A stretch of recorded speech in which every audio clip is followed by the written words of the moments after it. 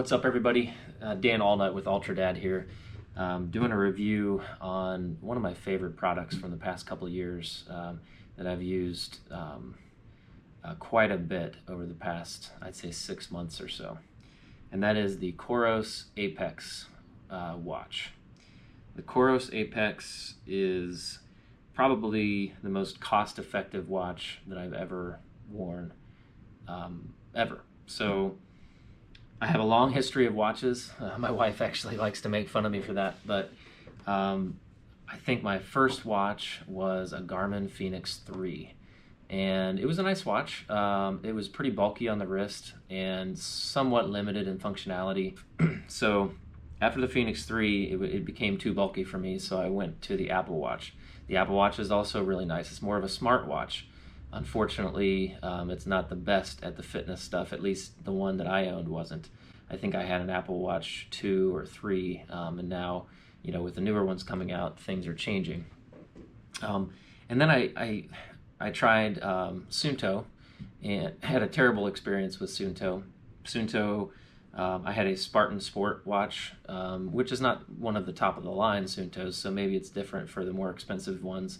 But the Suunto I owned had major problems with battery life, and GPS was not that great for tracking on my workouts. So, and at the time, I was getting more and more into ultra running. So then Coros came onto the market. I don't remember exactly when. It may have been sometime in 2019, probably early 2019. So I went ahead and decided I'd go ahead and buy the Coros Apex. There are several different levels. This is kind of a mid-tier, mid-range watch for them.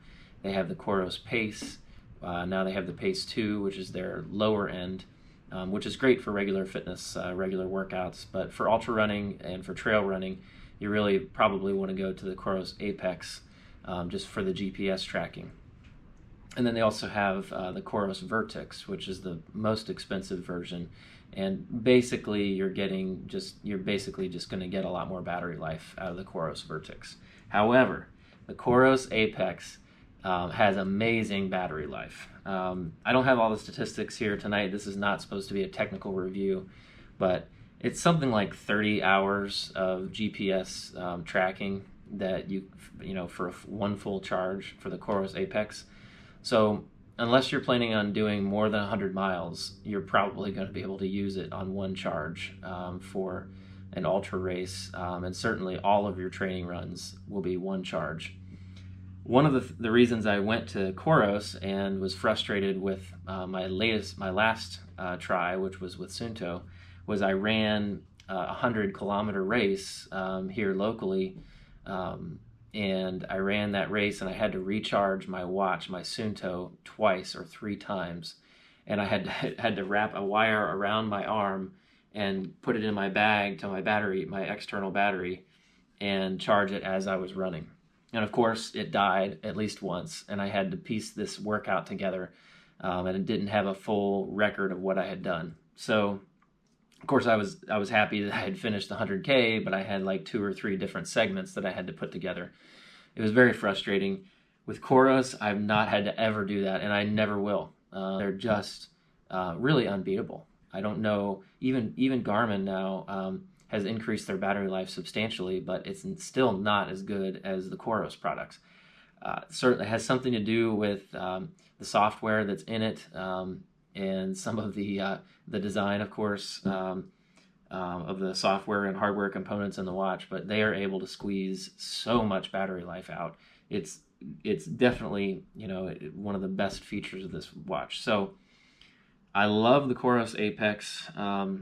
I'm tempted to go to a Coros Vertex at some point just because of that additional battery life. I think it gives you it's like 39 or 40, maybe even more. Maybe it could be close to 50 hours of GPS tracking. So, and that's running the GPS monitoring throughout that entire time.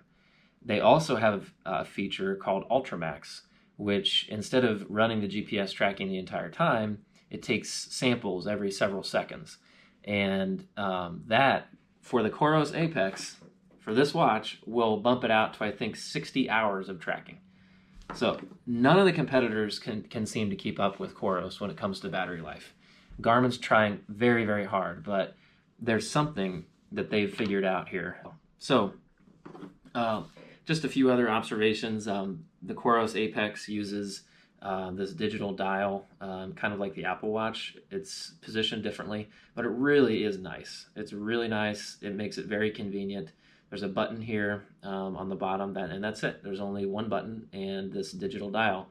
And then this is not a touch screen, so that's nice actually for me, because when I'm out running for God knows how many hours, and you know, all the sweat and rain sometimes, the last thing you want is to fat finger a button and stop your workouts. Of course, it does have all the regular features that these adventure / fitness watches have. It has a wrist-based heart monitor, and I'll tell you about that in a minute.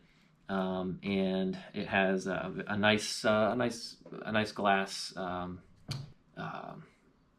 just smeared that. A nice glass watch face that I've not scratched at all, and not had any issues with that. The band is a normal watch band that works just fine and is actually very comfortable. Never had the band come off, or no issues with the hinges. It's just really nice overall. With my reviews, I think what I'm going to be doing is I'm going to give you a few points that I think are very positive points with the product or with this watch, and then I'll give you a couple things that I think that could be better. The biggest benefit of the Coros Apex is the battery life. Hands down, best battery life I've ever seen on a watch. It really kind of puts shame on Apple watches. The fact that you have to charge an Apple Watch every night or every other night is pathetic compared to the Coros Apex. Now again, this is not a smart watch. It can receive notifications, text messages, things like that, but this is not a smartwatch. This is more of a fitness tracker. And that's what brings me to my second positive, is it really gives you what you need, but none of the extraneous features that you'll never use. So it's very good at figuring out what you need, what features you're actually going to use, and it focuses on those features and does it very, very well. So quality over quantity, I think, is my second thing. So the third thing is the application on the phone. It's very streamlined. It's easy to use. It's pretty attractive. I mean, I'd say, you know, it does exactly what you'd want it to do. I've heard some people complain about it not being the best app in the world, but I think it's great. I think it really works well, and it gives you everything you need. The fourth thing has got to be how quickly it uploads to Strava. I'm a big Strava guy. I love Strava. I keep track of all of my workout history, my training log through Strava. And when this workout ends with using this watch, within about 3 or 4 seconds, it uploads to Strava. So it's really, really nice in that sense too. The final thing I'll mention about this watch is the GPS accuracy. It really does a great job with GPS monitoring, GPS tracking.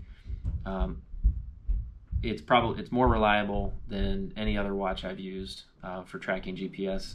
It's certainly better than the Apple Watch. And that's the real reason why I like this watch. I mean, that's the real reason I want to wear a fitness watch like this for all of my runs. I want a watch that's going to give me quality GPS tracking, so I know how far I've gone, so I know what my pace is generally, and I also, not just generally, but specifically what my pace is, and I want to know what time it is. You know, I'd like to know my heart rate, but that's my first negative, is the heart rate sensor is really bad, quite honestly. If you're a big heart rate tracking person, I just highly recommend you wear a chest strap. I don't know of a single wrist-based heart rate tracker that's extremely accurate. There are some out there that are much closer than the Coros, because the Coros is just terrible when it comes to heart rate. That's probably the biggest thing they could do to improve on it. Now, myself, I really could care less about my heart rate. I do glance at it sometimes if I'm extremely tired towards the end of a 20-mile run like today, just to make sure that I'm not redlining too much. But again, you know, I'm just looking at it from a relative standpoint.